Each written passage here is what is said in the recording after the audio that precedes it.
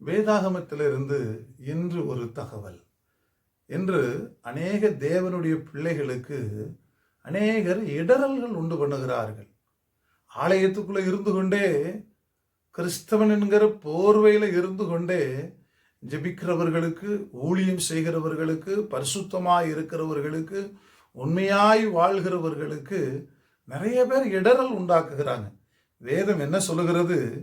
மத்தேயு 18:7 சொல்லுகிறது, இடர்கள் நிமித்தம் உலகத்துக்கு ஐயோ, இடர்கள் வருவது அவசியம், ஆனாலும் நல்லா கவனிங்க, எந்த மனுஷனால் இடர்கள் வருகிறதோ அவனுக்கு ஐயோ.